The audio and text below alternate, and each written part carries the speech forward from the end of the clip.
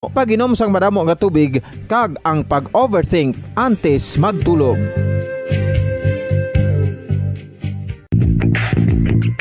Sa karon nga may ginapangatubang nga pandemic, importante nga halungan kitang ikayong lawas. Apang hindi lang physical health ang dapat hatagan sa pagtamoda, bangod importante man ang mental health. Paano bala halungan ang aton nga mental health? Una, kinahanglan nga halungan nato ang aton kalawasan kaangay sang pagkaon, pag-ehersisyo, pagtulog kag pagpahuway sang insyakto bangod ang poor physical health ang makaapekto sang modo kag panghuna-huna sang isa ka tawo. Kinahanglan man nga mag-set sang boundaries sa tanan nga bagay, hatagan sang balorang kaugalingon kag iselebrar ang mga kadalagaan bisan ano pa ini kagamay. Maayo man sa mental health ang pagpatawad sa isig kapareho. Bangod ginarelease ni ang kabugat sa balatsagon subong man ang pagkamapasalamaton. Suno sa research, dako man ang mabulig sa pagpangamuyo sa paglikaw sa stress.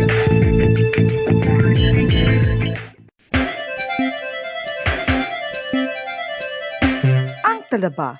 Sino bala ang hindi maganahan magkaon sang talaba? Magluwas sa manamit sini nga sabor, ang talaba ang nagaunod man sa calories, protein, fat, vitamin D, thiamine, niacin, vitamin B12, iron, magnesium, phosphorus, zinc, copper, manganese kag selenium.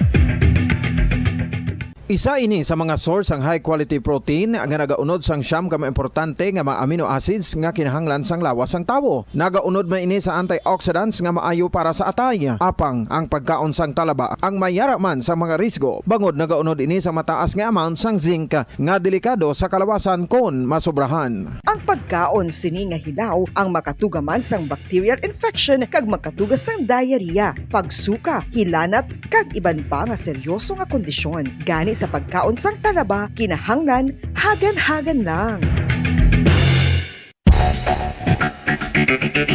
Ang husto nga paggamit sang earphones o kon headphones. Kalabanan sa karon, ilabi na sa mapamatanon ang masaming nga nagagamit sang earphones o kon headphones sa tion sang nagausar sang gadgets. Apang, ano bala kalawig ang aton paggamit sang earphones kag headphones? Nakahibalo bala kamo mga kabombo nga ang tuman kalawig nga paggamit sini ang makatugas ang ear noise o kon acoustic trauma? May pila naman ka tips nga makabulig agud mahalungan naton ang aton dulunggan kag pamatinan. Dapat nga ipabilin nga yara lang sa 60% ang volume sang aton nga mga earphones o kon headphones. Likawan nga masobra sa 4 to 5 ka oras ang tayuyon nga paggamit sang earphones o kon headphones. Magtala na sang 15 minutos nga break matapos ang isa ka oras sagod nga makapahuway ang aton palamatinan. Masami nga tinluan ang earphones o kon headphones kag mas maayo nga gamiton ang duha ka earpiece sang aton nga mga earphones.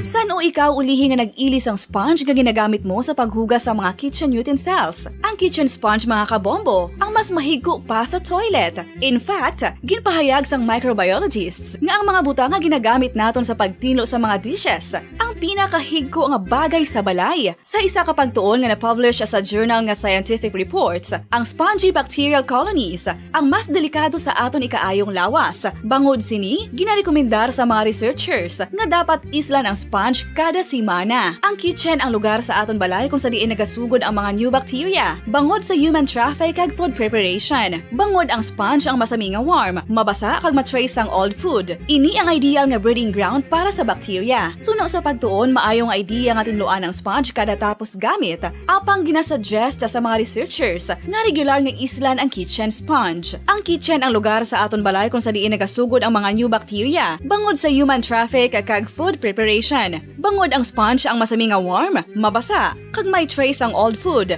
Ini ang ideal nga breeding ground sa para sa bacteria. Suno sa pagtuon, maayong idea nga tinluan ang sponge kada tapos gamit, apang ginasuggest sa mga researchers nga regular nga islan ang kitchen sponge.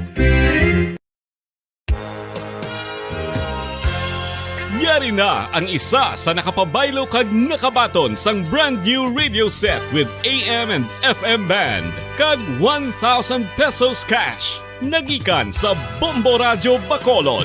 Ko si Anisito Delicano, taga Libertad Extension, Bacolod City. Nagpabaylo ko sang radyo nga ginatag sapon sang Action Radio kay nagaungot sa ilalang estasyon.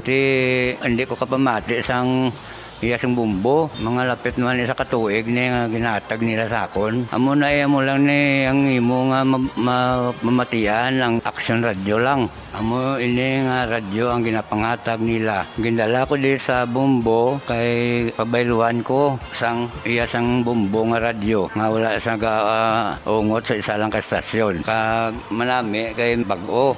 Kag wala guba, may suga pa. Kag ang 1,000 nga ginatag sang bumbo, napasalamat gid ko kay may nagbakal na kusudan. Sing una ga vendors ko ti kay ginkakasama kami sa Libertad, di way nakukan sa balay na lang ang akon bata ang mga nagasuporta sa akon. Eh bakal ko bulong ko may may apo ko kag taas akon sugar. Nga pasalamat gid ko sa Bumbo Radio sang ginatag nila nga 1,000 kag ang radyo. Salamat gid. Basta radyo Bumbo number 1.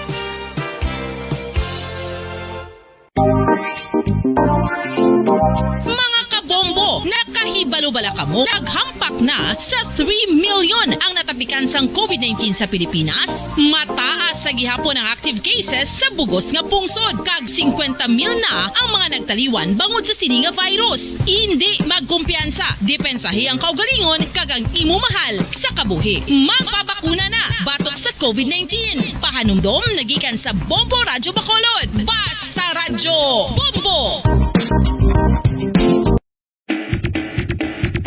Mga kabombo, madamo gid ang pagkaon apang ano bala. Ang dapat himuon kung may matabo sang suspected foodborne illnesses. Kung may matabo nga suspected foodborne illnesses, dapat i-preserve ang mga ebidensya. Kung may bahin sang suspected food nga nabilin, taguon ini. Putson sang maayo kag ibutang sa freezer. Magpabulong sa gilayon. Kung ang sintomas nagapadayon o kung nagalala, gilayon nga magkadto sa doktor agod magpakonsulta. Hindi man magkalipat nga i-report ang insidente sa local health department.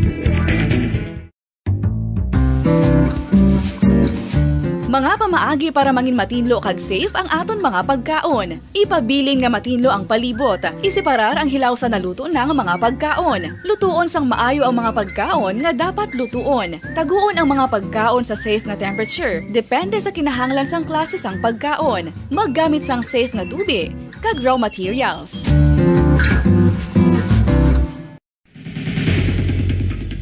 Ang food safety ang nagagarantiya nga ang pagkaon hindi makatugas sang anuman nga halit sa consumers o kung makakaon sini, samtang ini ang ginahanda o kung nakaon. May ara man sa ginatawag food and waterborne diseases o kung grupo sa mga balatian, tugas ang anuman nga infectious o kung non-infectious agents. Ang mga masunod ginakabig common causes ng food and waterborne diseases.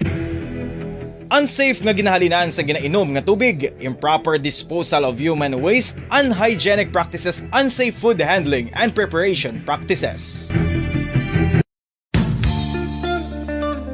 Isa ka bala sa may hinuptanan nga ido, mangin responsable nga dog owner. Bilang nagapanag-iyas ang ido, siguraduhon nga ang mga ini ang regular nga nabakunahan batok nang nagtataguyod ng katotohanan. 5 dekada nang nagtatanggol sa mga mamamayan.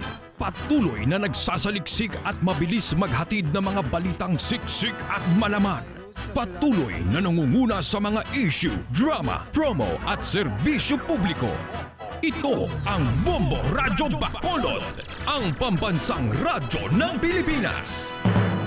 Basta Radyo Bombo! Bombo Radyo Bacolod. Number 1! Basta Radyo Bombo!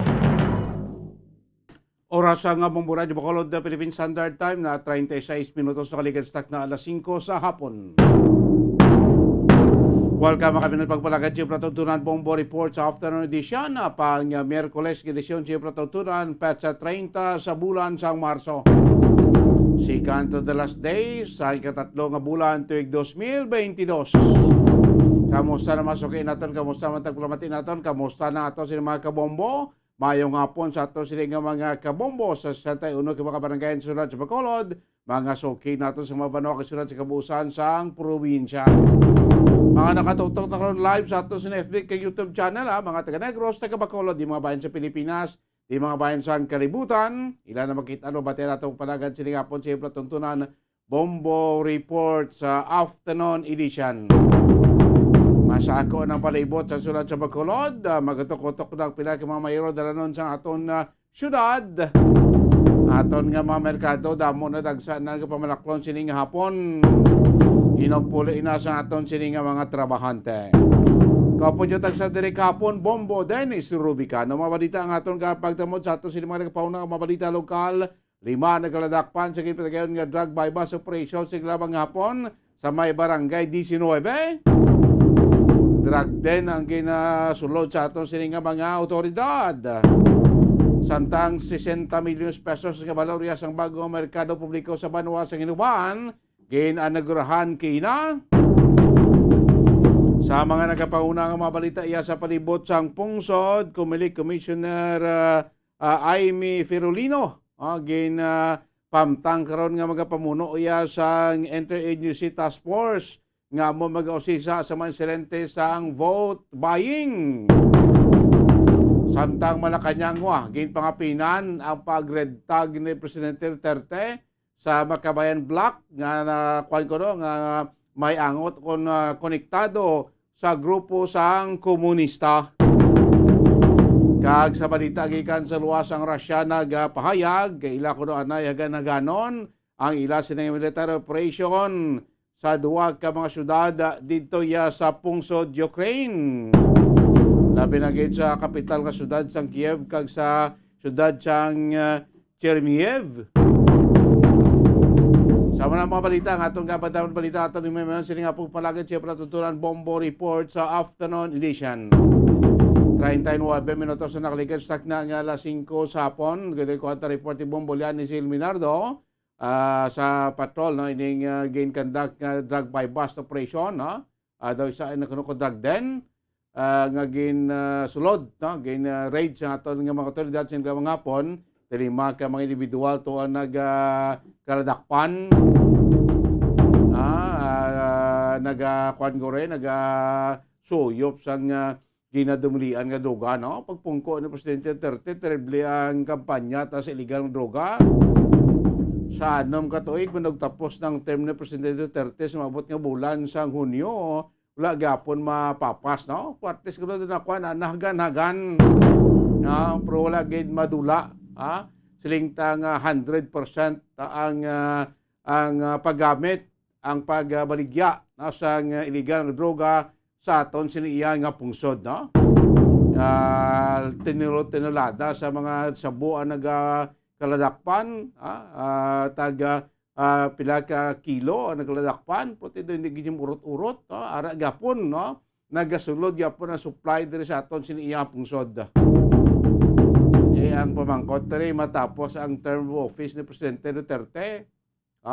Nga isa sa mga naibulaon natin nga presidente sa Pilipinas nga nangin maisog, masupog, kag maisog ang kampanya batok sa illegal nga droga. Ang pamangkot after nga term of office kung sino man ang gapongko bilang presidente sa Republika sa Pilipinas. Ano ang programa niya batok sa ginadumilian nga droga. Dang isa naton nga Leon, isa naton nga Lantawon, kay titod sin kamo guro eksperyensya sa mga nagliga di administrasyon, hindi amo ni kasupog ang away mo sa droga, durante sa dalom sang termino ni Presidente Duterte.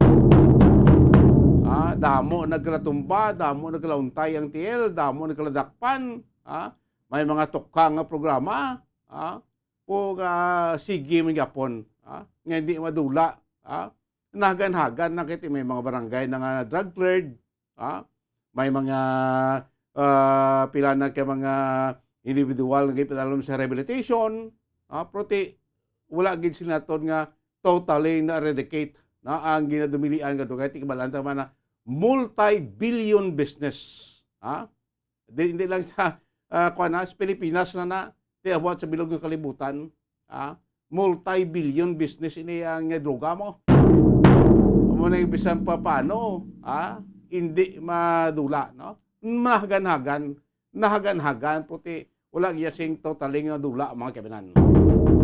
Sari, ay balon ta report bumulian ni Sil Minardo, sino ni magladakpan, doon ka na muon sa suspected Cebu ang narkobar sa sining drug by bus na sa may barangay 19. Sa pekala niya, report kikan sa patrol po si kay Bombo Liani Zil Minardo. Bombo, Lani, mayang hapon. Kevin. Bombo Dennis, isa ka drug den maintainer kag-apat ka mga persona caught in the act sang Philippine Drug Enforcement Agency. The act sang Philippine Drug Enforcement Agency 6 Regional Special Enforcement Team sa barangay 19 no nga naga-suyop sinisang illegal nga droga, Bombo Dennis, kung sa diin ini ang mga suspetsado gin kilala kanday Romeo Cabarles alias Longhair, 23 anyos, isa ka drug den maintainer, kag residente sang barangay Lag-asan, Cadiz City. Jubert Amante, 30 anyos, kag residente sang Purok, Mahinuwaon, barangay 19, kag si Ronald Torres, 40 anyos, residente sang barangay Villamonte.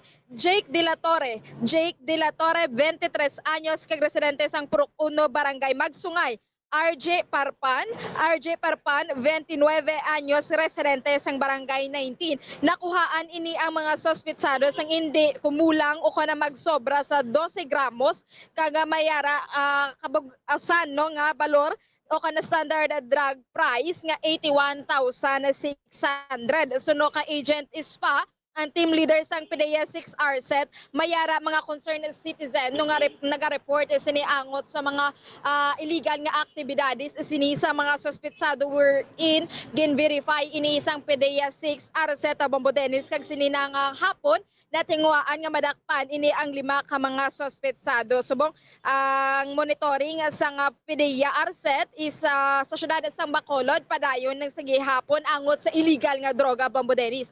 Ang mga suspetsado subong yara na nakahunong sa Police Station 4 kag nakatalana nga pagapasakaan sang kaso sa paglapas sa Republic Act 9165 o Comprehensive Drugs Act of 2002. Ini Bombo Dennis no ang sabahin sini sa mga suspetsado no nga gagmay lang man ang ila pero kahit ini natingwaan gid ini sang PDEA nga madakpan. So Bombo Dennis, sa dugang pagid nga detalye pamatian bala naton si Agent ISPA ang team leader sang PDEA 6 RSET. Itong subject natin si Romeo Cabarles alias Longhair. Matagal na kami nag-surveillance nito.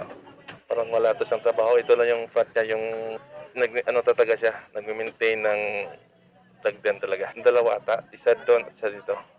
Kung depende lang sa customer nila. Kung marami, paggamit yung iba. Kung wala, yun lang muna sa kasya lang nila sa isang kwarto. Estimated is more or less 12 grams.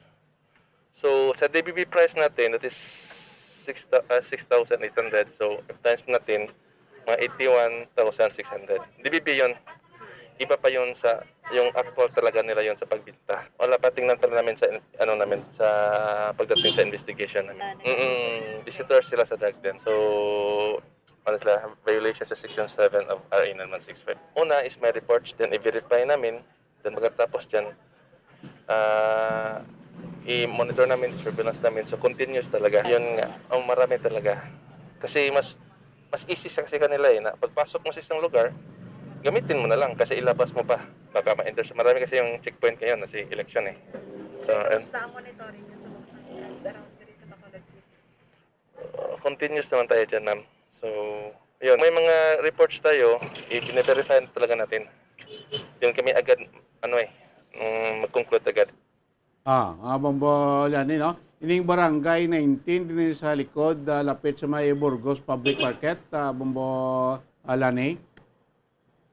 Yes, correct na, Bombo Dennis. Dira ini sirod iyo nagkaradakpan sa may public okon sa Burgos Public Market sa may mga kabutong dira nga baligyaan para Bombo Dennis, no, dira nga raya sa may bag-o nga gina-construct dira nga mga baligyaan, Bombo Dennis. So dira sa Rablapi nagaplastar ini ang drug den maintainer, Bombo Dennis, no, so wala ini siya ubra kag wala man sang pamilya. So kung tan-awon naton gani ini ang gapungko gid bala sa bangko, Bombo Dennis, amo na siya ang drug den maintainer. Okay, no, kung tan-awon naton daw may edad na pero 23 years old pa rin suno sa iyang statement. Pila pala na siya?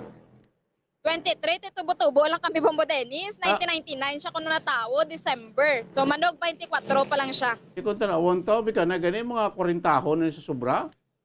Yes, Bombo Dennis, galing kay Tisono siya, wala man siya family, kag wala siya birth certificate. So ang iyang again, Okay.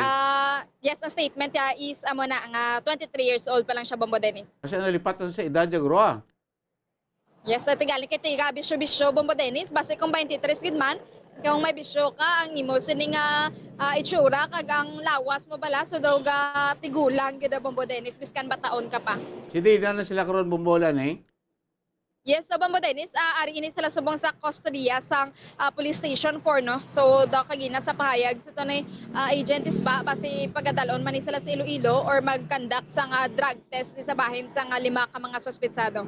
Ate ko basi kundi Guro sa aton di lang nupo daw may ano daw okay naman lang aton nga kuan nga ginatawagan ng aton nga drug testing or medical kuan bla no daw naman na Guro daw ginapang drug test mo ni mga magkakadakpan sa drug operation aton nga pinpilab dira Bombolani. Yes, Bombo Dennis, so magadepende ini no kahit ang nakadakop sila ang PDEA, so depende ko ano ini ang disposition pa sa suspetsado kahit nga preparar pa ni nga i-file man ang case sa 5 sini ka suspect, Bombo Dennis. RSET ano ganyan regional Special Enforcement Team. Regional Special Enforcement Team no sa PDEA 6. Yes, Bombo Dennis, Okay. correct. So PDEA gid niya hindi niya PNP. PDEA gid siya, Bombo Dennis. Sige. Yes, sa Bombo Dennis, sa muyad to ang balita gikan sa patrol, ini si Bombo Zil Minardo para sa Pambansang Radyo ng Pilipinas, consistent overall number 1 sa Bacolod, Basta Radyo, Bombo! Damo salamat Bombolan ni Sil Minardo Sara 5 nakadakpan sining presyon sa PDEA Regional Special Enforcement Team dahil sa may barangay 19 dahil sa may area sing di sa may gabaligya sa mga lubida ti kuana Dalan Galo na da no Dalan Galo or Galo Street na barangay 19 ni banda sa area da kumabakuan na da damo na da singkuan mo squatters na informal settlers sa sulod dira doon sa una bilang sunugan dira na amo na ang area ang gain igo no sinigi lamang ngapon no sa aton sinigi makatapos sa PDEA Regional Special Enforcement Team. Gabi babal, wala kwarta. Kwarta kuno hindi ka pwede kasulod eh. Hindi ka pwede higop, hindi ka bakal, no? So dapat magkuan ka may kwarta kaya makabinati ka rin kahit inigo ko sila nga limawa. Kaya karon daw ipa-drug test, no? Ipa-idalon sa drug test ng 5 kahit ining ang 3 ni daw ang 4, no?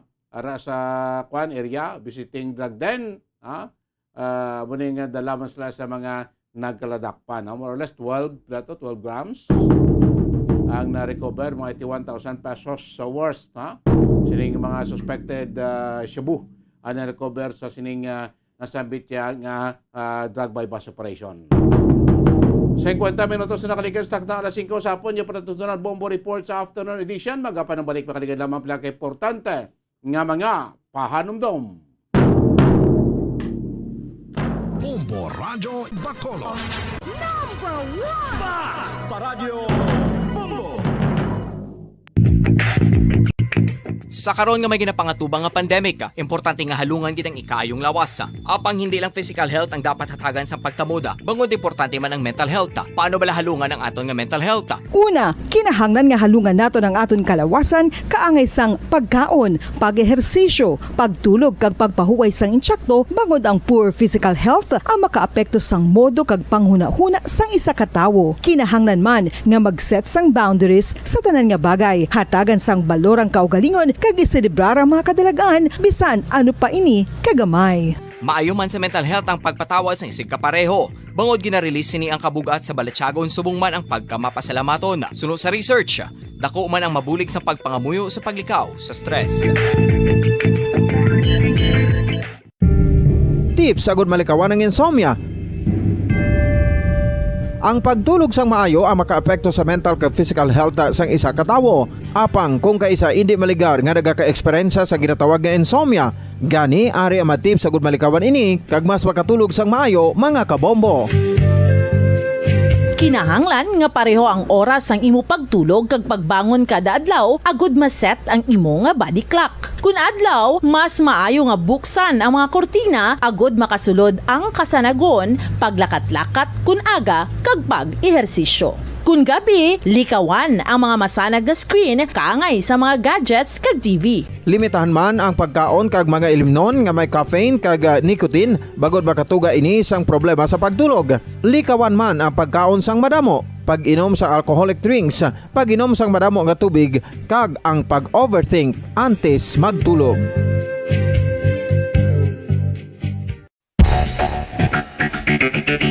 Ang husto nga paggamit sang earphones o kon headphones.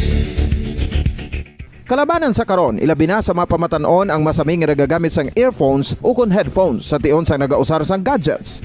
Apang, ano bala kalawig ang aton paggamit sang earphones kag headphones? Nakahibalo bala kamo mga kabombo nga ang tuman kalawig nga paggamit sini ang makatugas ang ear noise o kon acoustic trauma?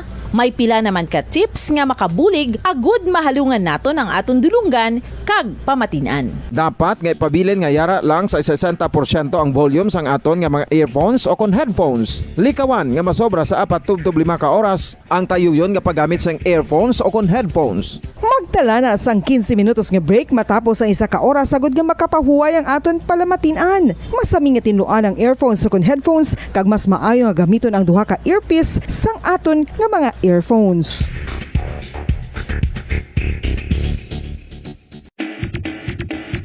Mga kabombo, madamo gid ang pagkaon apang ano bala? Ang dapat himuon kung may matabo sang suspected foodborne illnesses. Kung may matabo nga suspected foodborne illnesses, dapat i-preserve ang mga ebidensya. Kung may bahin sang suspected food nga nabilin, taguon ini. Putson sang maayo kag ibutang sa freezer. Magpabulong sa gilayon. Kung ang sintomas nagapadayon o kung nagalala, gilayon nga magkadto sa doktor agud magpakonsulta. Hindi man magkalipat nga i-report ang insidente sa local health department. Mga kabombo, nakahibalo bala kamo? Naghampak na sa 3 million ang natapikan sang COVID-19 sa Pilipinas. Mataas sa gihapon ang active cases sa bugos nga pungsod. Kag 50 mil na ang mga nagtaliwan bangod sa sini nga virus. Hindi magkumpiyansa. Depensahi ang kaugalingon kag ang imo mahal sa kabuhi. Magpabakuna na batok sa COVID-19. Pahanumdom nagikan sa Bombo Radyo Bacolod. Basta Radyo Bombo! Isa ka bala sa may hinuptanan nga ido, mangin responsable nga dog owner. Bilang nagapanag-iyas ang ido, siguraduhon nga ang mga ini ang regular nga nabakunahan batok sa rabies. Ipaidalom ini sa mandatory registration. Siguraduhon nga hindi ini manginlayaw o kon magsigilagaw o kon libot sa mga kalye o kon sa anuman nga mga public places. Imo man responsibilidad nga mapag-groom ang mga ini, matagaan sa bastante nga pagkaon kag shelter. Responsibilidad mo bilang pet owner nga gastuhan ang anuman nga gastuhon medikal sa tion nga makakagat ang imo ido. Rabies is preventable. Mangin responsable nga dog o kon pet owner.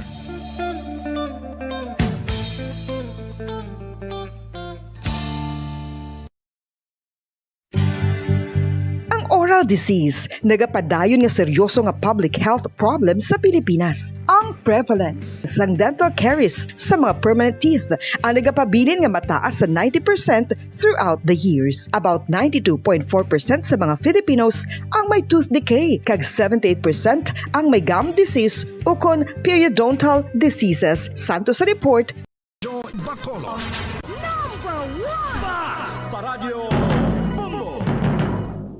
Balik din mga panagan sa Patutunan Bombo Report sa afternoon edition. Sa 55 minutos na nakaligastak na alas 5 sa hapos ng Bahay Kamadaligan, Siyenterte, Pasalo de la Colabas, kami nagapahuna ng mga balita, national, kag balita gikan sa luwas ng pungsod. Di kita na yung mga binano, ay kapinansa mo, ikaanom ng adlaw sa pagsugod kampanya sa aton sininga mga lokal nga mga kandidato. Di kamusta ang tinirin sa aton nga mga local candidate sa inyo sinitagsa ka mga ugsaran, mga pagpulong-pulong na sa mga kabaranggayan, mga kemenana. Ang pagtagsa sa madamo nga mga pumuluyo, mga supporters, kaga pumuluyo sa mga kandidato sa tagsan ay ka mga lugar nga napadulungan. Pati dumayo nga balita kay sa pinaka-latest nga report sa Department of Health, for the last week, starting March 21 to March 27, ang positivity rate sa COVID-19 sa pungsod ang nagnubo pa sa 2.1%. Sinabi nga pizza from March 21 to March 27, nagnubo ni siya sa gikan sa 2.7% previous week. Makabinabo sinakita ang trending naganubo. Ang kaso sa COVID-19 sa pungsod Pilipinas. Despite kasi naton pag ginius-gios naton nga mga kandidato, especially una sa mga pagkampanya sa mga national candidate. Then here comes ang March 25 ang local candidate mga sugod ang kampanya. So sa piyak sining pagdagsa sa madamo o tawo. Mga kabinan, padayon nga nagalubo ang mga kasos ng COVID-19 sa pungsod Pilipinas. Tiniguro mas kita bangod base kung inefekto na ng halos kadamaan sa aton, mayoriya sa populasyon naton sa Pilipinas vaccinated man against COVID-19. Iba na booster na gani. Iba ni kadua ti manog sikan booster naman gani kuno do okay naman sa ato sininga DOH. Or base siling ko bala ang COVID virus. Mga kaibanan, medyo doon ang iyabla yung kaisog, doon nagtahaw na. Kaya nag-mutate po na sa mo. Kumpara mga sa una nga pag-igo sining COVID virus, way pata vaccine, way pata protection. For me, nga tuhaw bala sa tisog-isog ang iyang efekto sa atong lawas, kaya way pata protection mo. Kasi sa kalawigon, 2 katuig na nakiligad, basi naka-adapt naman ang latong lawas, bangod sing may vaksina kita, kag ining virus, tamo lain-lain sa kwan, lain-lain kung sa mukhan bla, lain-lain sa variety, may delta, ang variant bla, lain-lain ngalan, nagadepende sa variant, nagakwan man na, nag-vary man ang iya, sininga kwan mo, nga kaisugon abi, or sininta ang iyang epekto sa lawas ng tao. Kasi, ang delta to damo tong damo gid. Ang Omicron, dasig lang siya maglaton, pero less ang iya sining effect sa ato sining lawas. So gabay pa kay damo ang mga laom sining kinampanyanay, especially pag-abot sa eleksyon, nagdagsa pa yung tao. So gabay pa nga hindi na ta magsaka kay despite sa mga report sa China, milyon gyapon ka mga insect mo. Ang lockdown, bangod liwat naman nga naigo sila dito sa COVID virus sa China. Minilyon naman to ka mga Chinoy ang ina-lockdown mga kaibanan. Kaya tibalaan tama dito man nagalin ang virus sa China mo. Nagtuhaw-tuhaw sa madula, magamay, mabalik, maigo. Magaling kaya tibalaan mo niya, bilyon ng populasyon ng China. Tiguo ng isa kasyudad. Milyon ang pumuluyo sa isang syudad mo.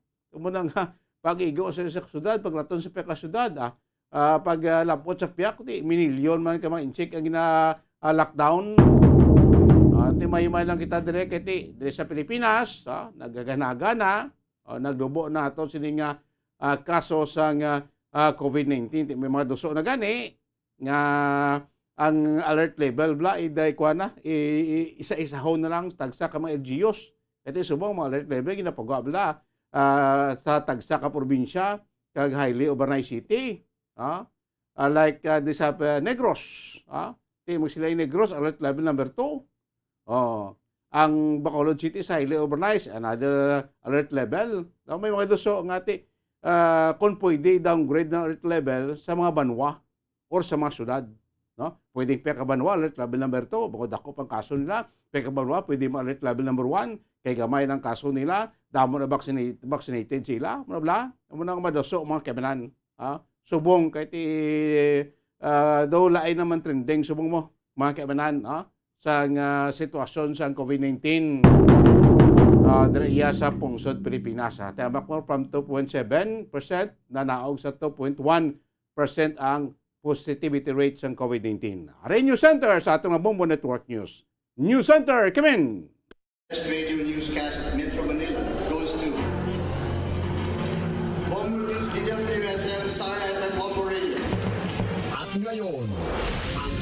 inyong tagapagbalita.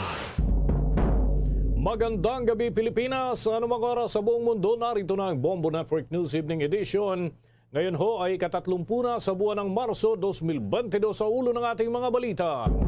Ang Philippine Consulate dun sa New York, USA, umapila sa mga otoridad sa Amerika na mas paigtingin pa ang pagtitiyak sa seguridad matapos na maraming miyembro pa ng Filipino community ang nagiging biktima ng assault. Mga security guard naman ng VM ng Pilar Abra may surrender filler na. Ang gulong hinaras ang mga pulis, iba umano sa kuha ng dashcam. At COMELEC, ipinaliwanag yung sinasabing posibilidad na pwede pangang magamit sa pagboto yung pangalan ng mga yumaong botante na nasa voters list pa rin. Nasa mahigit 430 mga Pilipino ang nailikas na mula sa nagpapatuloy na giyera sa Ukraine ayon po yan sa Department of Foreign Affairs. At vintage bomb na-recover sa lote na pagdarausan pa man din ng proclamation rally doon sa Lapu-Lapu kung saan ho ay personal na dadalo daw si Pangulong Duterte. Sa international news naman ng Russia, posibleng sinusubukang ilihis ang Ukraine military sa pamamagitan ng withdrawal pledge ng military operation nito ayon yan sa Ukraine. At sa ating balitang palakasan, pagharap muli, dinanonito the Filipino Plus Donaire at Nauye ay itinakdaho sa buwan ng Hunyo. Bago sa detalye, kami ang inyong mga tagapagbalita. Ako si Bombo Everly Rico. Ako naman si Bombo Dennis Hamito at ngayon sa detalye ng ating mga balita. Umaapila ngayon sa mga otoridad doon sa Amerika ang Philippine Consulate General na nakabase sa New York, USA na mas pegtingin pa sana yung pagtitiyak sa seguridad sa naturang lungsod matapos na mas marami pang mga kababayan natin ang nagiging sentro ng pag-atake kaugnay ho doon sa Asian hate crime. Ito ay matapos na iulat ni Philippine Consul General Elmer Cato na dalawang mga Pilipino na naman ang biktima ng violence na nagdulot na ho ng pangamba sa maraming Pinoy para sa kanilang kaligtasan. Anya, dahil sa insidenteng nangyari sa Manhattan, umaabot na sa 7 ang bilang ng mga kaso na sangkot yung mga miyembro ng Filipino community na nagiging biktima ho nito. At sa kasalukuyan, minomonitor naman ng Philippine Consulate General doon sa New York City ang naturang mga kaso. Yan ho ay sa loob lamang ng taong kasalukuyan. Nitong linggo lamang, isang Filipino nga ang inatake ng isang homeless man habang ito ay patungo sa simbahan, habang ang isang 53 anyos naman na Filipino ay pinagpapalo ng isa pang homeless individual noong araw naman ng Lunes kung saan ay nawalan ng malay ang Pilipinong biktima at ninakawan pa ang kanyang wallet. Ayon kay Cato, ang brutal na pag-atake ay pumapalo na ho sa mga bilang ng kaso na 34. Ito ho yung mga kinukonsiderang anti-Asian hate incidents at criminal violence. Kabilang na ang mga Filipino mula ho noong nakalipas na taon.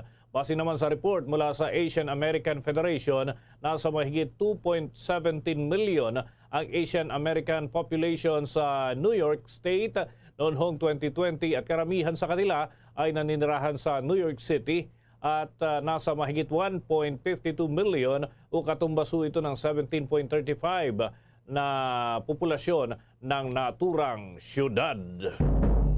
Sa iba pang balita, pabor naman si National Task Force Against COVID-19 Medical Advisor Dr. Ted Herbosa sa panukalan ni Presidential Advisor for Entrepreneurship Joey Concepcion na magtakda na ng expiry date para sa validity ng vaccination cards at palitan ito ng booster cards para mahikayat ang mas marami pang mga tao na magpabakuna ng booster shot sa gitna pa rin ng kinakaharap na pandemya. Ayon kay Dr. Herbosa, na bagamat kasalukuyang maganda ang vaccination record ng Pilipinas ay mayroon lamang 11.8 milyong individual ang nakatanggap pa lamang ng booster shots. Magandaan niya ang naturang rekomendasyon para mahikayat at mabigyan ng insentibo ang mga tao na magpapa-booster shots. Sa pamamagitan din anya ng naturang hakbang, mapapataas ang antas ng pagbabakuna sa bansa at makakatulong na maibakuna na ang mga vaccine na malapit na ring mag-expire.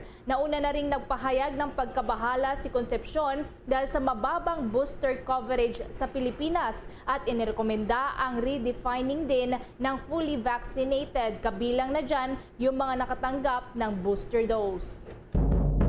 Sa atin pang mga dagdag na balita, si Pangulong Rodrigo Duterte nais daw bisitahin yung mga residente na apektado ng pag-alboruto ng Bulkang Taal.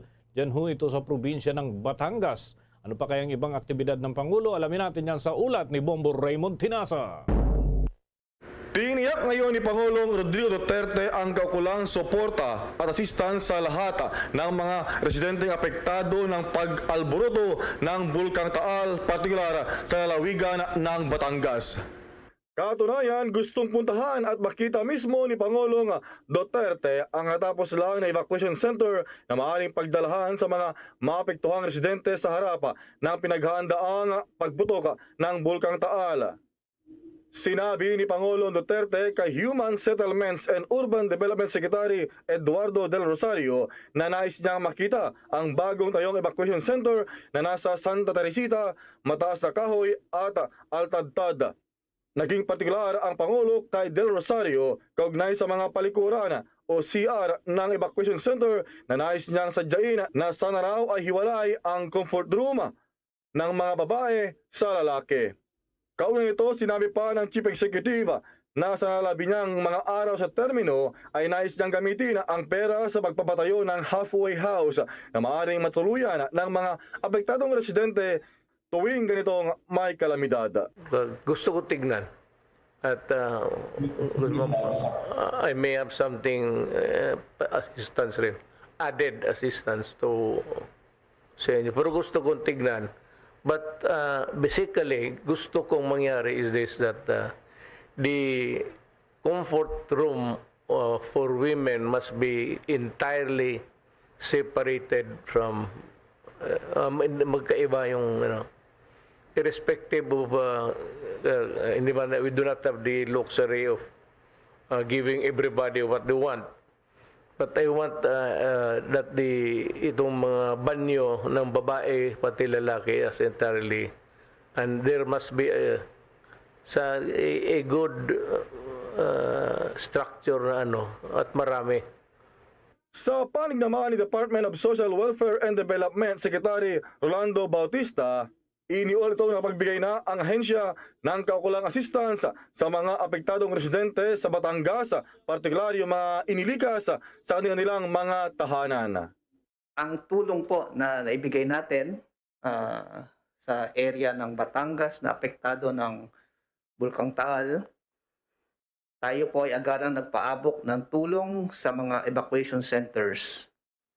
Isa sa mga tungkulin ng DSWD ang tumulong sa camp coordination at camp management o yung tinatawag nating CCCM sa mga evacuation centers bilang kaagapay ng mga lokal na pamahalaan.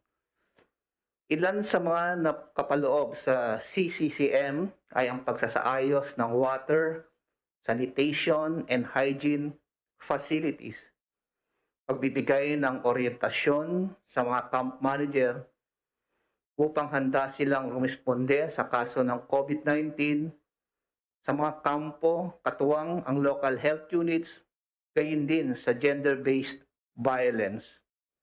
Para sa Bombo Network News, Bombo Raymond Tinasa nag-uulat para sa pambansang radyo ng Pilipinas, Basta Radyo, Bombo! Tala naman, kumuha tayo ngayon ng update sa nangyaring pamamaril doon sa convoy ng Vice Alcalde doon sa may Pilar Abra. Dahil yung mga security guard ng Vice Alcalde, abaya, meron na daw surrender filler at ang gulong hinaras ng mga pulis, iba umano ito sa kuha naman ng dashcam. May karagdagan pang didalya dyan ang Bombo Radio Vegan.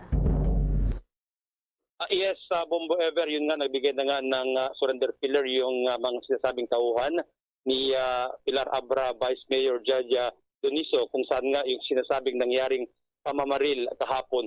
Ngayon lamang ay ongoing yung ginagawa nilang pagproseso, yung mga isinukong baril kung saan nga mismong si PNP Police Regional Office ng Cordillera na si Police Brigadier General Ronald Lee ang nanguna sa nangyaring turnover for forensic examination ng nasabing baril. Lahat ng mga baril na nandito kanina ng witness, yung kanilang lawyer na si Attorney Raymond Fortun, ay mayroon namang mga kaukulang mga lisensya. Yung nangyari kanina nga sa tulong pa rin ng mga kagawad ng media, yung mga nandito sa loob ng bahay ni Vice Mayor, ay sila yung nag-witness yung nangyaring turnover ng mga baril. Samantala nga, yung sinasabi mo nga, Bombo Ever, taliwas nga sa mga lumalabas yung nangyari kahapon, may mga lumalabas ngayong mga kuha ng dashcam sa sasakyan ni Vice Mayor kung saan nga makikita doon yung nangyari kahapon. Makikita doon na doon sa dashcam na yung pagpara ng mga PNP personnel yung sasakyan ng Vice Alcalde, at doon nga pagkatapos noon ay makikita doon sa video na pinatakbo yung sasakyan at may dalawang police personnel pa yung natamaan, at yung nagresulta nga doon ay may narinig pang putukan doon bago yung nangyaring pamamaril kahapon. So dito nga, nagtipon yung mga person ng PNP dahil sa maghapong negosasyon ay matiwasay na i-turn over yung mga baril na pinaniniwalaan na ito ay ginagamit o pagmamayari ng mga tauhan ni Vice Mayor Jaja, na ngayon nga ipinoproseso. Pagkatapos nito ay dadalhin nila sa provincial headquarters ng Abra PPO Bombo Ever. Okay, Bombo Ronald, how about si Vice Mayor? May public appearance na ba after that situation, Bombo Ronald? Ang nakikita namin dito, Bombo Dennis, bago tayo mag-ere ngayon, ay yung humaharap sa mga kapulisan ay si Attorney Raymond Fortun, yung kanilang legal counsel, Bombo Dennis. We are not yet, siguro mamaya pagkatapos nito, ay kukuyin natin naman yung pahayag ni Attorney Fortun regarding dito sa nangyari, Bombo Dennis. Okay, so papaano ang treatment ng mga otoridad dyan? Dahil nga, syempre, yung kampo ni Vice Mayor, ang kumbaga akusasyon nila doon sa panig ng pulisya ay parang sila yung pinag-iinitan. May hakbang na ba after yung incident kahapon ang DILG na magtalaga ng ibang pulis galing sa nearby area sa Bombo Ronald para kahit papaano walang kumbaga direktang banggaan yung dalawang kampo, kahit papaano mabawasan yung tensyon?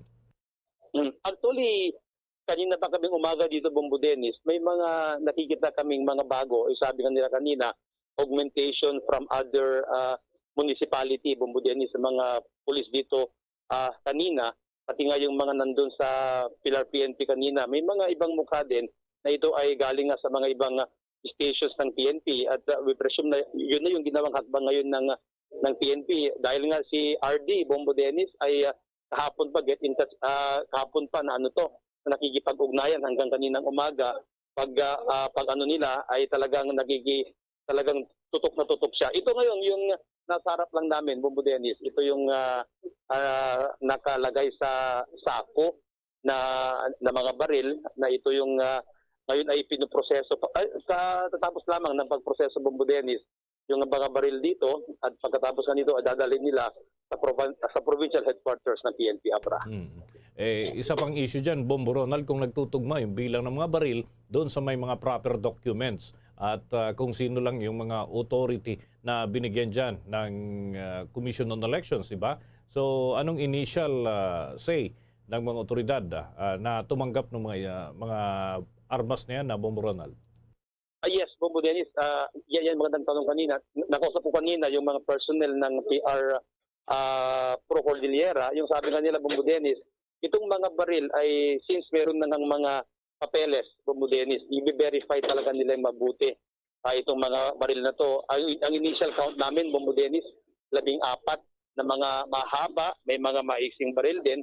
Ito yung nakaayos kanina dito sa harapan namin, Bombo Dennis, bago nila inilagay o isinilit sa sako, Bombo Dennis. Sige, mag-ingat kayo dyan, Bombo Ronald. At hingi pa kami ng mga update kung may mga additional information pa kayo makakalap sa kabuuan ng ating balitaan.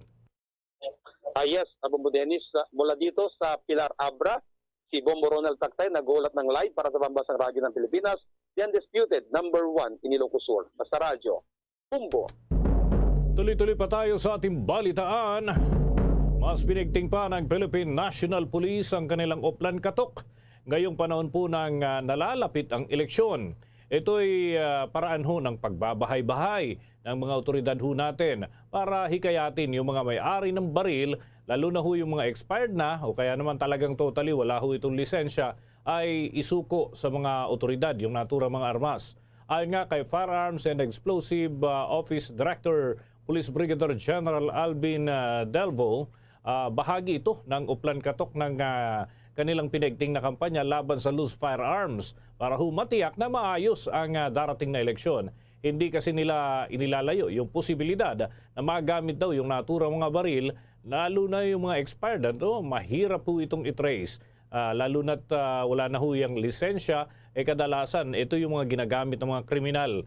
At paliwanag pa ni Delvo sa Oplan Katok ay binibigyan nila ng acknowledgement receipt ang mga magsusuko ng kanilang baril at ilalagay ho ito sa kustodiya ng PNP para sa safekeeping.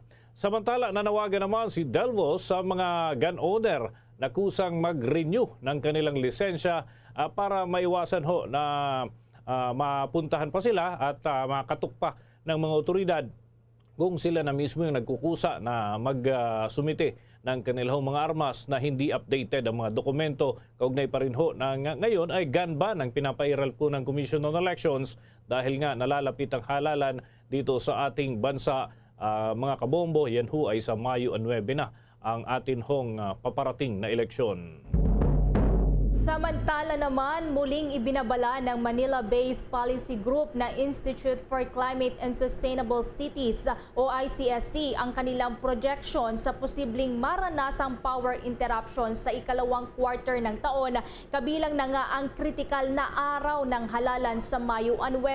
Ito ay kung magpapatuloy anya na mananatiling offline ang coal-fired power plants. Binigyang diin muli ng grupo ang findings nito na inilabas na report noong nakalipas na buwan na maaaring makaranas ang Luzon power grid ng rotating blackouts kahit na nauna nang sinabi ng grid operators na ang kanilang summer power outlook ay magiging sapat naman, subalit manipis ang reserba sa mga susunod na buwan habang papalapit ang halalan at pagkatapos na rin ng eleksyon. Ayon kay ICSC Chief Data Scientist Jefrahim Manansala, base sa power outlook mula sa National Grid Corporation of the Philippines, ang manipis na operating reserves ay magsisimula sa ikatlong linggo ng buwan ng Abril ng kasalukuyang taon. Magtatagal ito hanggang sa huling linggo ng buwan ng Mayo. Kapag kanya magpapatuloy na naka-shutdown ang baseload coal plants ngayong critical na period, maaaring maubos na ang manipis na operating reserves at magpapalala ito ng rotating blackouts ang forced outages. Ayon pa kay Manansala, nananatiling naka-shutdown kasi ngayon hanggang sa kasalukuyan ng ilang coal plants gaya na lamang ng 300 megawatt at Calaca Unit 2 at 123 megawatts na SLTC Unit 2. Paliwanag ni Manansala na ilang mga planta ang nakakaranas ng mga unplanned outages ilang linggo pa lamang matapos ang kanilang mga scheduled maintenance. Sa panig naman ng Department of Energy, ipinaliwanag ni Energy Secretary Alfonso Cusi na kahit na maging offline ang largest na power plant sa grid, mayroon pa rin anyang sapat na kapasidad sa sistema at hindi ito magre-resulta ng anumang mga power interruption. Abangan pa mamaya mga kabombo, yung gun ban violators, patuloy ang pagdami. Ang mga embahada naman nagsimula na ho sa accreditation para sa overseas poll watchers. Yan at iba pang mga balita, susunod na. Hi guys! This is Donnie Pangilinan, Big Summer Lover. Tuwing tag-init, lahat big deal! Big sababidas, big family outings. At syempre, dapat may big refreshing Dunkin' drinks. Kaya mag-Dunkin' Iced Coffee and Icy Choco na. Now in big 22-ounce servings. Big and indulgence with Dunkin' Iced Coffee's signature taste and Dunkin' Icy Choco's rich flavor. Big time! There's nothing like a Dunkin' summer. At ngayon, sa pagpapatuloy ng iba pang pangunahing mga balita. At mga kabombo, mga ka-Star Nation, tayo'y tuloy-tuloy pa rin dito sa ating balitaan. At mamaya ay kukuha pa ho tayo ng mga update doon sa bahagi po ng Abra dahil po dyan sa nangyaring insidente kahapon at tuloy-tuloy pa rin yung hakbang ng mga otoridad.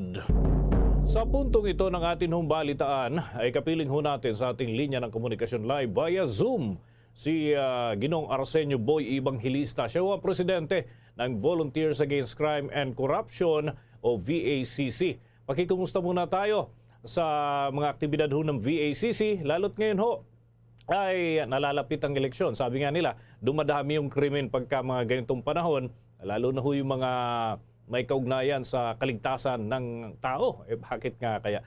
Kumusta po ang inyong monitoring dito sa mga insidenteng naitatala ngayon? Pero pabatiin ko muna kayo, Ginoong Boy. Welcome sa Bombo Radio Philippines. We're nationwide and worldwide. Si Bombo Dennis Hamito po ito and together with me, si Bombo Everly Rico. Magandang gabi po sa inyo. Magandang gabi sa inyo. At ito, nasa daan ako pero okay naman ata, nag-park lang ako. So I wish you well lahat kayo. Tama yung sabi mo. Kami ngayon medyo busy ang BACC.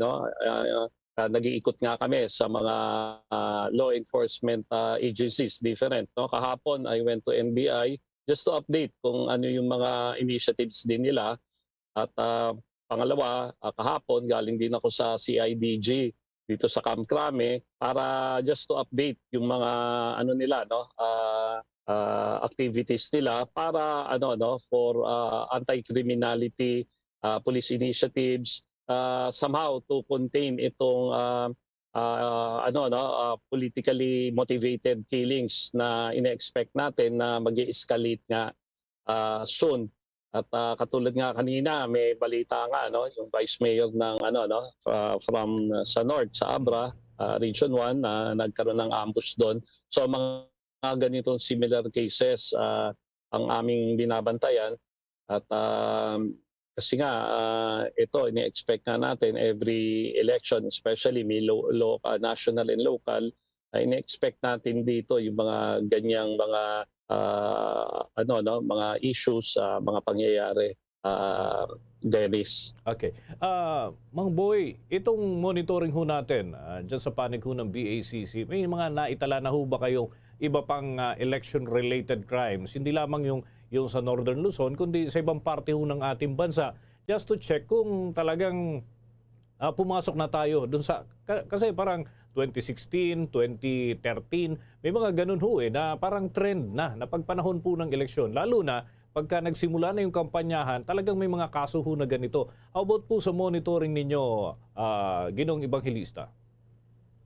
The past years, tama po yung sinabi nyo, nag-escalate yung, yung crime against person, especially dun sa, yung medyo, ang motivation is politika, na dyan, noong 2010, yung mga Maguindanao massacre. Pero lately, yung mas ngayon, last year, though hindi pa pasok sa election period, yung ambush ng kay Mayor Aquino ng Samar. So yung Samar, tinututukan namin yan, yung especially dito sa Eastern Samar, kung saan mayroong mga political leaders, barangay level na napapatay, tatlo-tatlo, pinasok sa bahay. Wala lang sa akin yung list, pero you can go back to your provincial stations, then doon in particular yung Samar na yan, as always laging nasa hotspot yan ng COMELEC at yun nga ang hinahabol natin. Sana yung PNP should identify also kung ano ba yung mga hotspot areas nationwide para at least mahandaan nila yung police visibility. Saka alam naman nila yung kung sino yung mga mga candidates or yung na medyo ma-contain nila yung ganito mga physical contacts at umaabot sa barilan, patayan. So yun yung malaki na ano namin, no, yung wala pa sa election period pero ang napatay dito yung mga mayors, no, mayors sa Central Visayas. Ito yung mayor nga na si Ronald Aquino, no, ng Samar. So kung saan nga may mga pulis na na-involved dito at yun ang medyo dapat tututukan po natin, yung mga men in uniform in connivance dito sa mga ano, no, sa mga kumakandidato at ito yung malaking magiging problema ng PNP leadership kung paano nila makokontrol itong mga tao nila na walang papanigan. Talagang lalayo sila sa mga ano, no, political issues. Kung hindi ang gagawin talaga nila to keep bantayan nila yung mga possible na ganitong pangyayari. Ginong Evangelista, with your indulgence lang po, may katanungan din ang aking katandem dito, si Bombo Everly. Bombo Ever? Magandang gabi po, Ginoong Evangelista. Si Bombo Everly po ito, no? Madagdag ko na lang din po, since nababanggit nyo po yung mga nangyayari pong ambush before pa ng mga election period. Sa ngayon po, ano po ba yung mga karaniwang pong karahasan na naitatala naman po during the election period? At kung paano po ang treatment naman ng inyo pong grupo kung election related at kung karaniwan pong mga krimena, Ginoong Evangelista? Magandang gabi sa iyo, Everly. No? Kami nga ngayon, sinabi ko nga kanina, nagpupunta na kami sa head office katulad kahapon sa Camp Crame no isang araw sa NBI. Talagang nag-update kami kung ano ba mga initiatives nila na para mapigilan nga to. So ang plano ng VACC ngayon, ang uunahin namin ngayon yung Calabarzon, kasi ito yung mga vote-rich provinces near NCR, saka sa NCR, lahat ng district sa National Capital Region, NCRPO, bibisitahin namin yan, titingnan namin, hihingi rin kami ng ng mga platforms nila, programa nila para ma-contain or somehow ma-minimize itong mga ganito. At yun nga, nakasandal din kami sa intelligence gathering nila. Somehow alam naman nila yan kung sino yung mga parties na may involved dito, no? So Everly, yung mga past years nga, again, na doon lalo na sa Region 1, Region 2, nationwide, no? Dapat yung identification ng mga hotspots talaga na na may possible na mga yung warlords magka-clash. Okay, Ginoong Evangelista, ang COMELEC umaapela sa publiko na tulungan sila tungkol doon sa paghahabol naman sa mga responsable dito sa mga kaso ng vote buying at vote selling. Alam namin, totoo kayo doon sa mga talagang krimen, patayan at yung mga pagdukot, pagkawala ng ilang mga individual. Pero ito kasi krimen din ito at pasok doon sa crime and corruption. Nakikibahagi rin ba ang VACC dito sa monitoring, dito sa vote buying and vote selling? Ginoong Evangelista? Kung sa COMELEC, we are calling, nananawagan kami sa COMELEC, sana nga magkaroon sila ng political will, no, na merong kahit na malaki, sikat na politiko, magkaroon sila ng political will na magkaroon ng ng conviction that will lead to prosecution that will lead to conviction, just to send a very strong message, matinding mensahe dito sa mamimili ng ng boto. Talaga kasama po 'yan sa namin, sakop po namin 'yan, yung corruption na 'yan. It is one form of corruption, yung vote buying. So ang problema, ang daming palusot, no? Parang napaglalaruan 'yan yung batas na 'yan sa vote buying, at ang hirap ng mapin down. So ito nga, malaking hamon ito sa COMELEC, sa leadership ng COMELEC, doon sa mga bagong commissioners, na sana makakita tayo ng ng isang sample na may ma-convict, maparusahan, makulong, ma-disqualify, pati yung mismong kumakandidato, just to send a very strong message na may paglalagyan sila once na magkaroon ng ganitong mga violations. Dennis. Opo. One just last point, Ginoong Evangelista. Alam ko malapit po sa puso ninyo yung mga ganitong issue. No? The past weeks, may iniimbestigahan ho sa Senado yung pagkawala ng ilang individual. Yung iba ho dito sangkot sa isabong, yung talpakan, yung bayata yung term. Ano? Kaso ito hindi matagpuan pa yung nasa 34 yata ang official record ng PNP. Kayo ho, may mga monitoring din ba ang inyo pong panig, Ginoong Evangelista? Yung sa part namin, as early as nung last year pa, no, nung hindi pa napupunta sa Senate yan, walang Senate investigation, yan makikita nila yung mga regional directors. Marami kaming engagement dyan sa missing persons, yung mga buy and sell. Yung huli nga, noong December 28, yung celebrated case ngayon, yung Faramil, yung kasama niya, a certain Faramil, no? Yun yung missing person. So tama po kayo, ang isang advocacy nga namin is to calling all lawmakers or yung leadership to create isang department or agency just for missing person. Kasi pinagdaanan ko po yan, yung anak ko nawawala for about 7 days. Hindi ko alam kung masisira ulo ko, nagbe-breakdown na kami kasi hindi ko alam kung buhay pa yung anak ko until nakita ko nga patay, sinunog pa yung anak ko. So itong missing persons na yun, very active po kami dito. Now moving forward, doon sa ibang nakita natin, nakita yung katawan, yung iba talaga, totally missing persons. Moving forward doon sa 34 na sabongeros, sinasabi nga nila 40 plus daw yan. As early as before the Senate hearing, marami akong cases dyan na tinututukan. That, yun nga pala, that led to ito na doon sa Senate.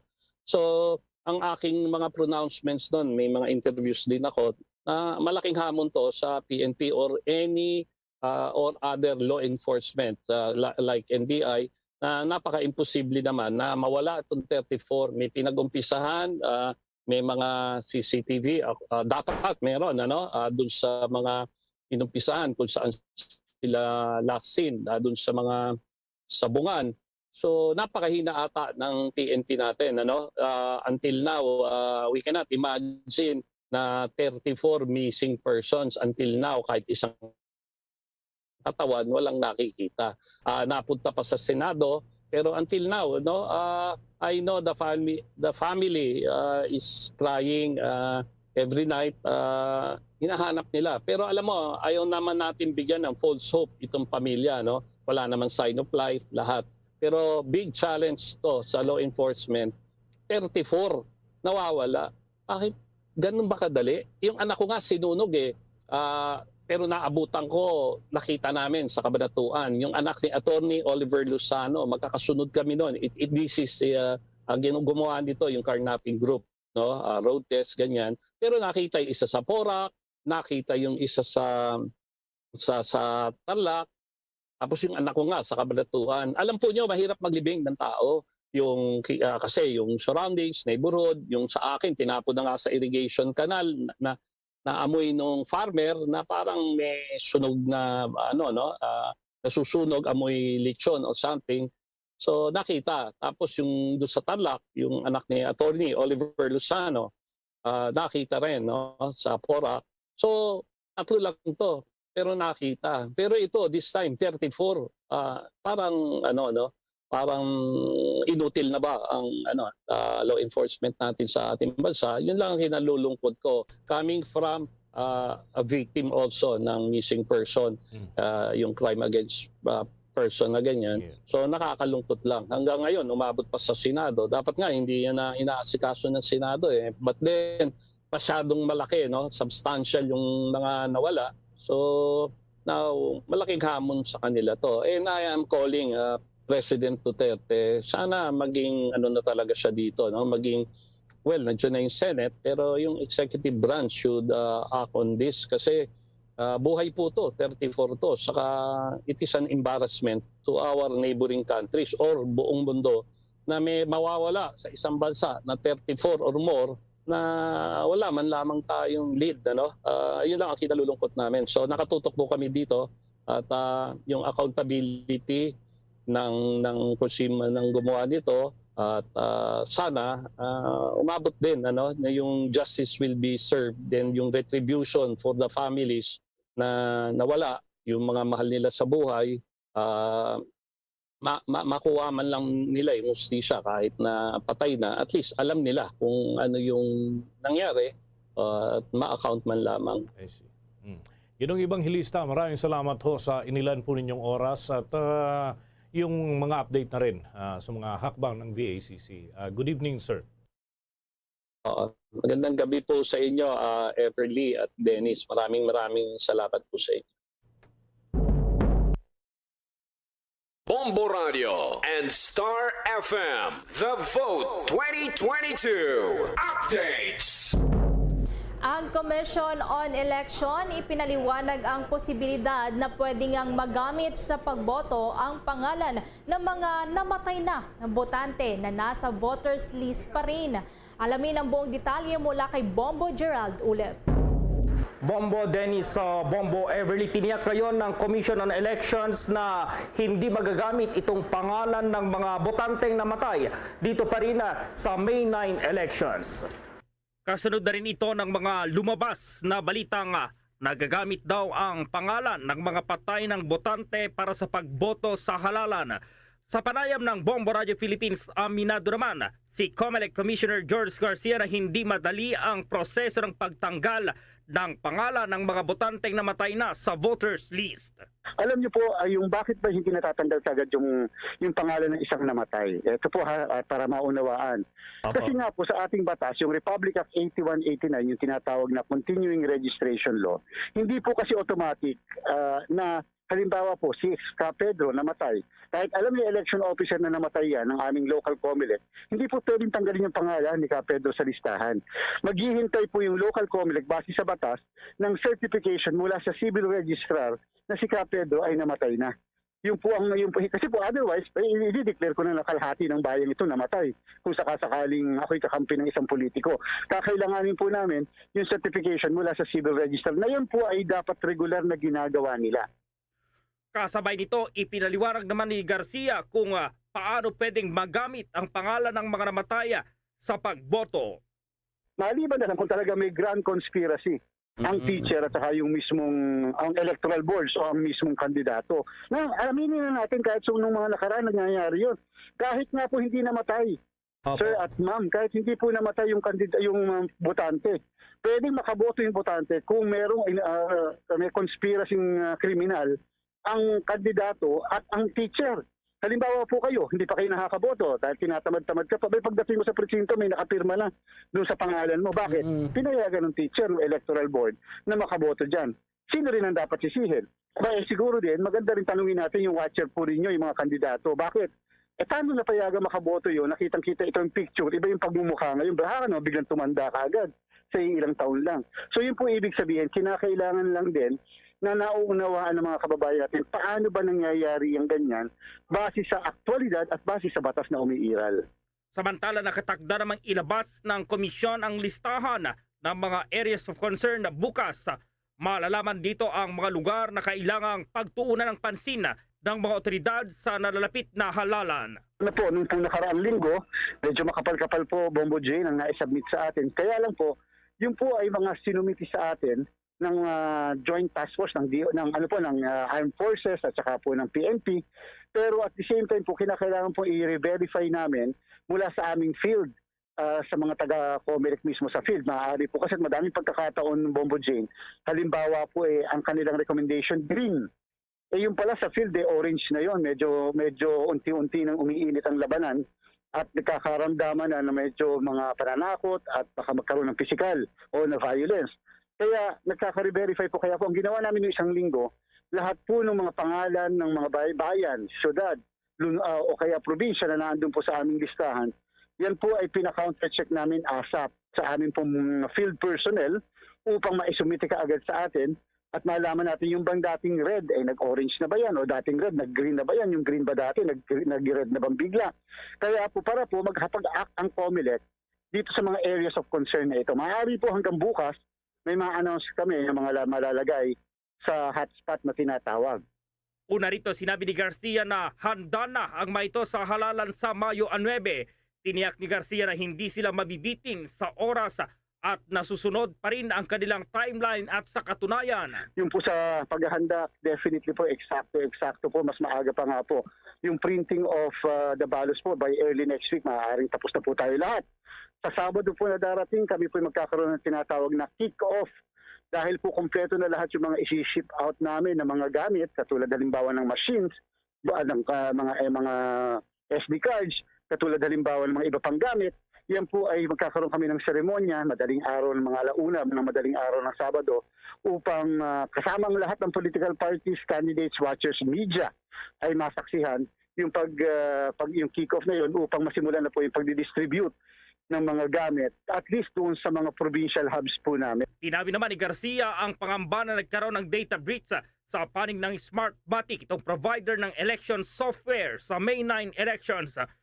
Sa panayam nga ng Bombo Radio Philippines kay Commissioner Garcia, sinabi nitong walang dapat ikabahala ang mga botante sakaling magkaroon ng aberya sa panig ng provider na Smartmatic dahil marami naman silang option o plano. Kasabay dito, tiniyak ni Garcia na walang data breach naman naganap sa panig ng komisyon. Para sa Bombo Network News, Bombo Gerald B. Ulet para sa Pambansang Radyo ng Pilipinas, Basta Radio, Bombo! Oras natin sa buong kapuluan, 41 minuto na makalipas ang ika-6 ng gabi. Iba't ibang aktibidad naman ng RPUS Balikatan 2022 ay umarangkada na at yung ilan dito ay naging agaw pansin. Lalo na ho yung first ever amphibious insertion ng Patriot Minimum Engagement Package na ginanap po yan doon sa bahagi ng Cagayan. May pag-uulat si Bombo Annalise Soberano. Umarangkada na ang iba't ibang aktibidad para sa RPUS Balikatan Exercises 2022 na itinuring na largest ever joint military exercise kung saan ilan sa mga high-tech na kagamitan ng Amerika ang nagpakitang gilas. Agaw pansin sa aktibidad ngayong araw ang isinagawang amphibious exercise at ang friendship jump. Ang first ever amphibious insertion ng Patriot Minimum Engagement Package o MEP ay isinagawa sa Apari, Cagayan na pinangunahan ng Air Defenders mula sa Bravo Battery Battalion, 1st Air Defense Artillery Regiment ng US Army Pacific na nakabase sa Okinawa, Japan, kasama ang mga puwersa ng Armed Forces of the Philippines. Ito ang kauna-unahang isinama ng Pilipinas at US sa Balikatan 2022 ang nasabing Patriot Missile System na malaking tulong sa panahon ng emergency, lalo na sa pagdepensa sa bansa mula sa aerial and ballistic missile threats. Samantala, nagsagawa din ng friendship jump ang mga sundalong Pilipino at Amerikano.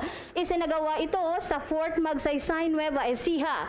Ang Balikatan 2022 ay taunang aktibidad para mapalakas pa ang koordinasyon ng Pilipinas at Amerika. Nasa 9,000 na mga sundalong Kano at Pinoy ang kalahok sa nasabing aktibidad. Bombo Annali Montaño Soberano nag-uulat para sa Pambansang Radyo ng Pilipinas, Basta Radio, Bombo! Mga kabomba ka Star Nation, maaaring pang humabol para sa filing at pagbabayad ng 2021 income tax returns o buwis matapos ngang palawigin pa ng Bureau of Internal Revenue o BIR ang deadline hanggang sa Abril 18. Ang annual deadline kasi na itinakda ng BIR ay nasaktong holiday o Good Friday. Kaugnay nito ay pinaalalahanan naman ni Internal Revenue Commissioner Cesar Dulay ang mga authorized agent banks para tanggapin ang mga tax payments hanggang alas 5 ng hapon sa araw ng extended deadline. Gayon din, paalala ng BIR sa mga authorized banks na huwag magpataw ng penalties sa anumang paglabag ng mga taxpayers sa paghahain ng kanilang tax returns at pagbabayad ng internal revenue taxes dahil tanging ang BIR lamang ang dapat na magpataw ng karampatang penalties may kaugnayan sa violations. Target nga ngayong taon ng BIR na makalikom ng nasa kabuang 2.44 trillion pesos mula sa buwis sa gitna ng economic recovery mula sa pandemya. Aabot naman sa 134 na mga batang biktima ng ang na-rescue ng Philippine Internet Crimes Against Children Center o PICACC. Habang nasa 15 offenders naman ang naaresto mula huyan Pebrero ng nakalipas na taon hanggang Marso 4 ng kasalukuyang taon. Yan ho ay batay sa ulat ng National Bureau of Investigation. Ang Philippine Internet Crime Against Children Center ay tinatag noon pong taong 2019 para malabanan yung tumataas sa mga kaso ng online sexual exploitation laban sa mga bata. Sa unang taon, mula nang maitatag na naturang ahensya, nasa 154 ang naisalba na mga biktima. At 48 sexual offenders naman ang napanagot sa batas sa inilunsad na 52 operations mula ho Pebrero 27 ng taong 2019 hanggang February 26, 2020. Ayon pa sa NBI, nasa kabuuang 238 victims ang na-rescue habang 50 offenders naman ang naaresto mula Pebrero ng taong 2020 hanggang Pebrero ng taong 2021. Samantala, ang 30 minutes break naman ng mga traffic enforcers ng MMDA, permado na ni MMDA Chairman Artes. May detalye si Bombo Jovino Galang. Pirmado na ni Metropolitan Manila Development Authority o MMDA Chairman Romando Artes ang memorandum ng pagkakaroon ng heat stroke break para sa mga field personnel. Magsisimulang ipatupad ito mula Abril 1 hanggang Mayo 31.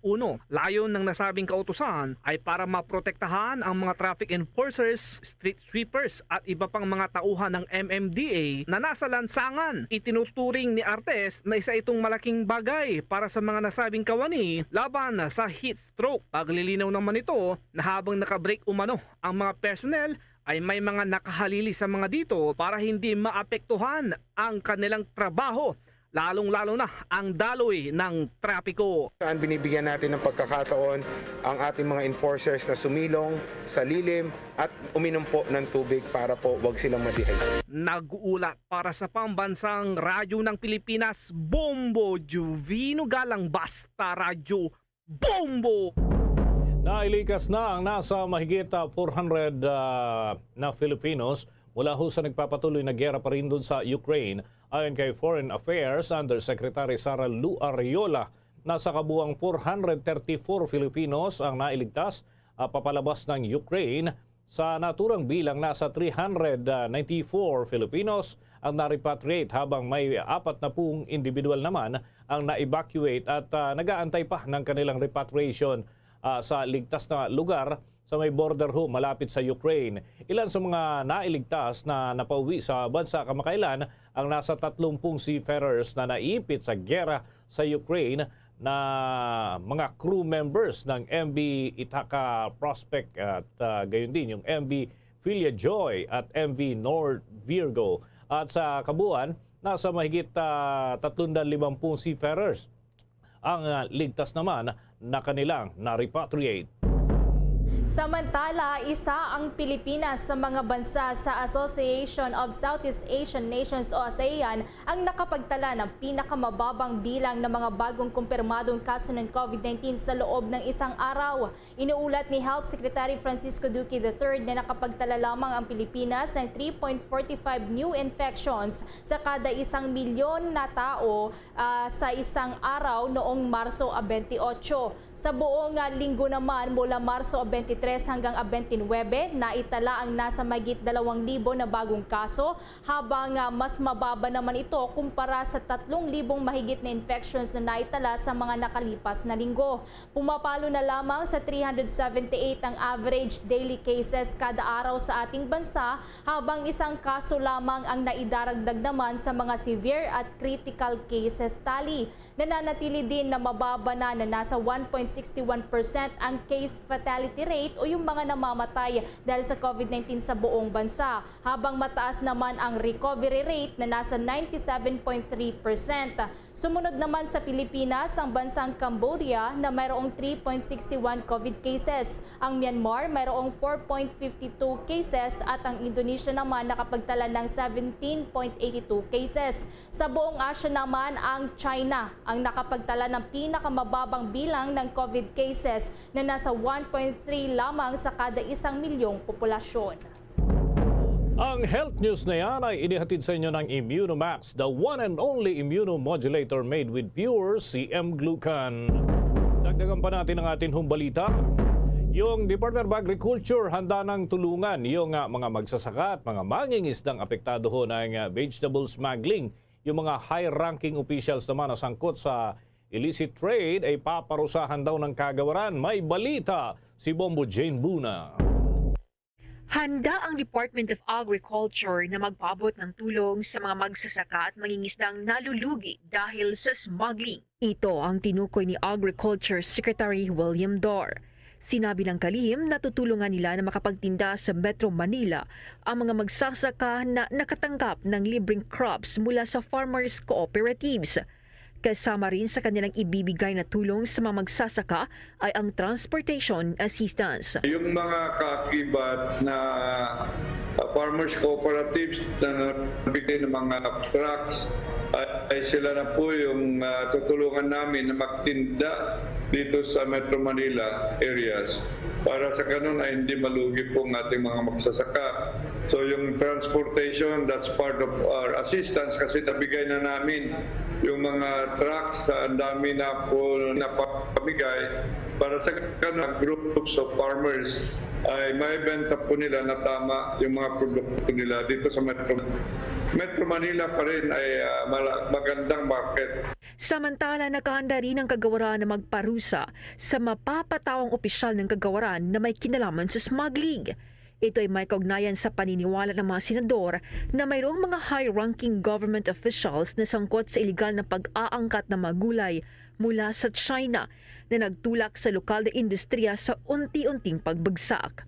Sa isang pagdinig, hindi naman itinanggi ni Agriculture Assistant Secretary Federico Lasiste Jr. na mayroon nga talaga mga big-time personalities na sangkot sa illicit trade na ito. Continuous din yung pagkakalap natin ng informasyon at investigasyon kasi alam natin we would like to do due diligence, proper due diligence at sana yung mga may interaction o mayroon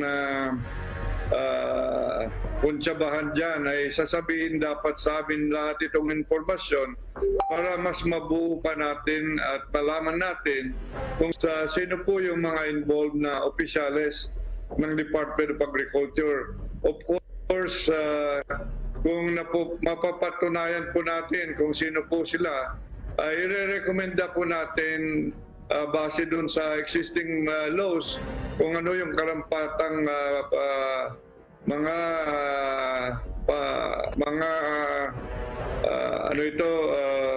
what are the repercussions of their illegal acts. At the end of the day, kung suspension muna, the President suspend upon recommendation of the Department of Agriculture. Magugunitang mas pinalakas palalo ng Department of Agriculture at Bureau of Customs ang kanilang pagbabanta sa mga piers at ports laban sa smuggling ng agricultural products, particular na ng mga carrots. Lumabas na aabot sa 2.5 million kada araw mula noong January 2022 ang ikinalulugi ng mga magsasaka sa La Trinidad Benguet, bunsod ng agricultural smuggling.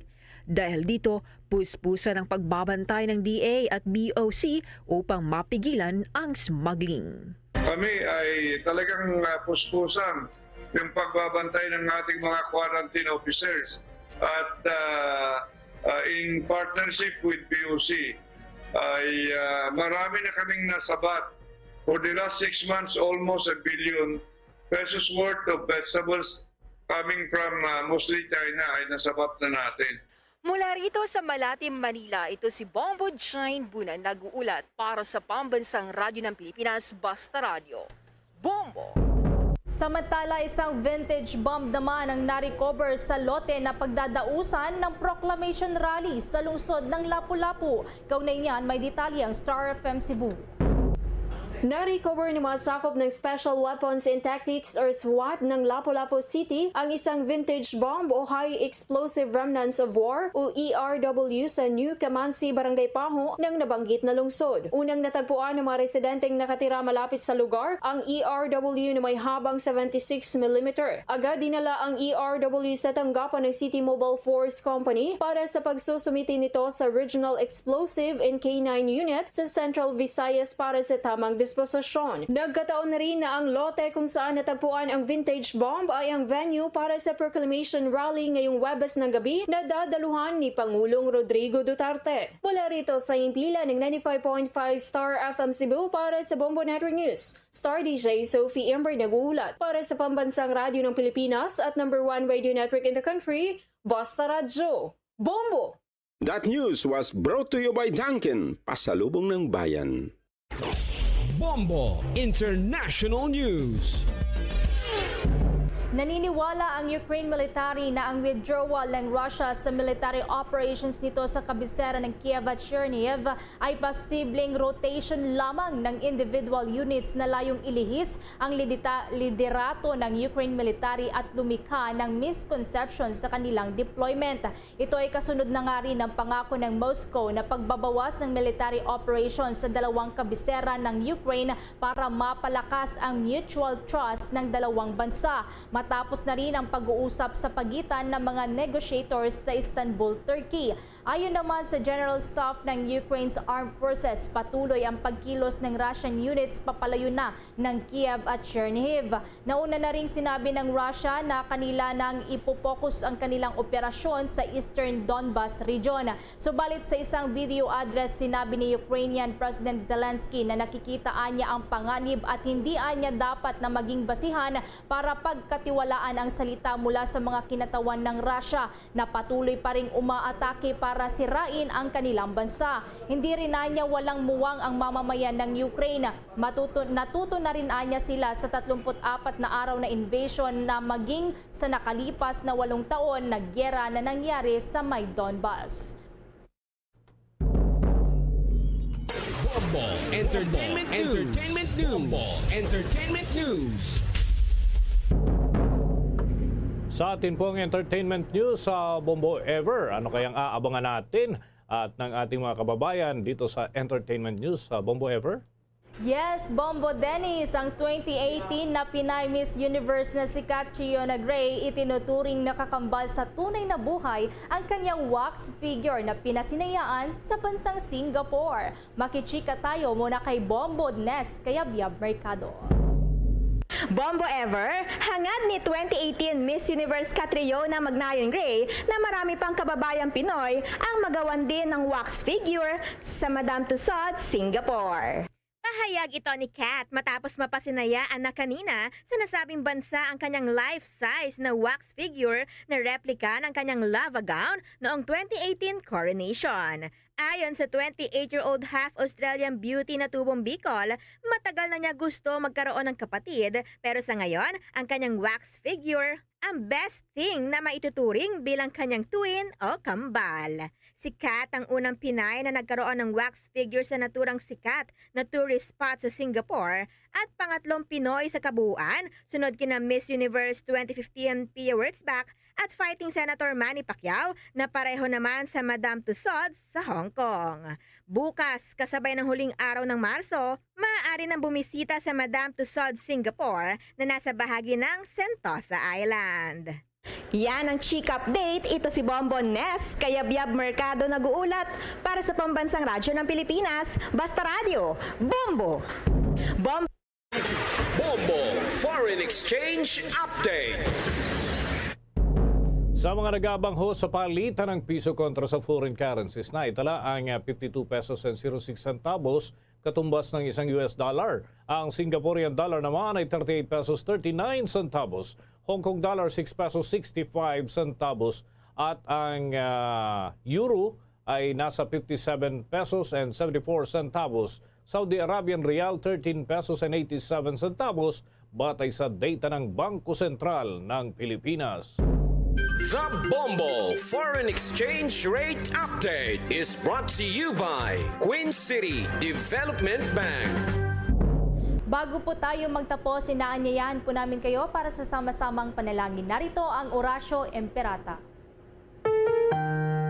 Merciful and compassionate Father, we confess our sins and we humbly come to you to find forgiveness and life. We come to you in our need to seek your protection against the COVID-19 virus that has disturbed and claimed many lives. We ask you now to look upon us with love and by your healing hand, dispel the fear of sickness and death, restore our hope, and strengthen our faith.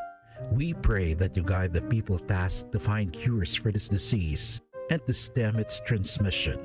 Bless the efforts to use the medicines developed to end the pandemic in our country. We pray for our health workers that they may minister to the sick with competence and compassion. Grant them health in mind and body, strength in their commitment, protection from the disease. We pray for those afflicted. May they be restored to health. Protect those who care for them. Grant eternal rest to those who have died. Give us the grace in these trying times to work for the good of all and to help those in need. May our concern and compassion for each other see us through this crisis and lead us to conversion and holiness. Grant all these through our Lord Jesus Christ, your Son, who lives and reigns with you in the unity of the Holy Spirit, God, forever and ever. Amen. We fly to your protection. O Holy Mother of God, do not despise our petition in our necessities, but deliver us always from all dangers. O glorious and blessed Virgin. Amen. Our Lady, health of the sick, pray for us. Saint Joseph, pray for us. Saint Raphael the Archangel, pray for us. San Roque, pray for us. San Lorenzo Ruiz, pray for us. San Pedro Calungsod, pray for us. At yan ang Bombo Network News. Kami ang inyong mga naging tagapagbalita. Ako si Bombo Everly Rico. Ako naman si Bombo Dennis Hamito para sa Pambansang Radyo ng Pilipinas, Basta Radio Bombo!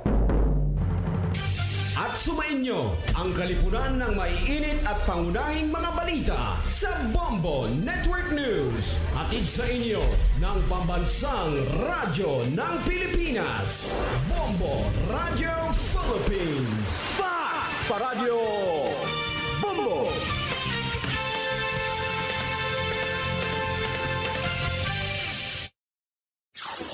Limang dekada nang nagtataguyod ng katotohanan. 5 dekada nang nagtatanggol sa mga mamamayan. Patuloy na nagsasaliksik